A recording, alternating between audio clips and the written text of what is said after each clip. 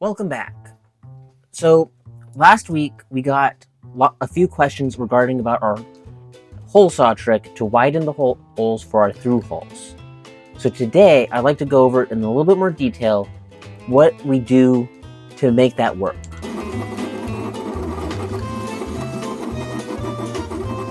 First thing is, with most hole saws, they come with an arbor bit, which is really great when you're making a new hole to keep the hole saw aligned.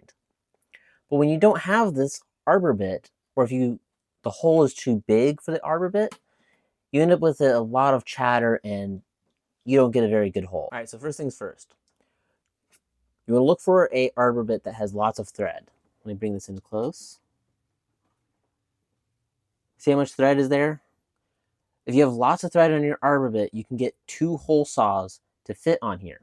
We'll get into how that works here in just a second.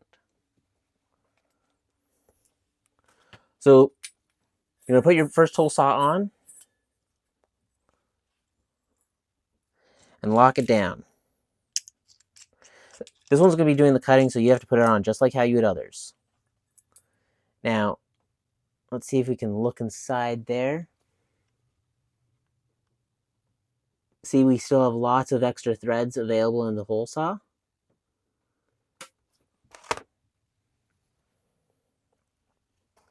So then we put another hole saw inside of it, which is as silly as it sounds.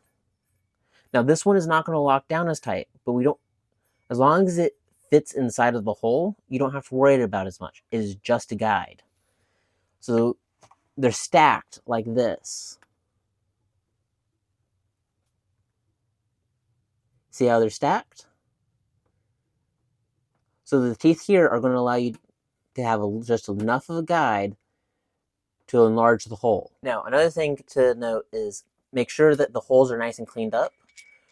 That doing a little bit of cleanup is going to improve the smoothness of the operation.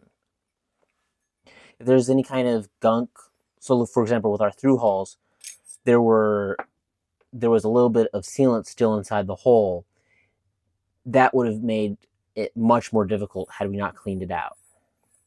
The other thing you want to make sure is it's very close in size. You'll be able to pass the hole saw you use, you want to be able to pass it through the hole without any chatter, without it being able to move inside the hole. There is a limitation to doing this. Every hole saw has width to it. There's a width to the teeth. If the hole saws are too close in size, they're not going to be able to fit within each other, and you can't use it then. You make sure they're at least the same height. If not, the inside one is taller. If the inside one is shorter, obviously, it's not going to work. So, what do you think?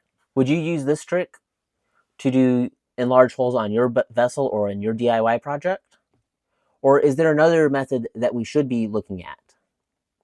Please let us know in the comments down below. If you enjoyed, please leave a like and subscribe. Thank you for watching. See you next time.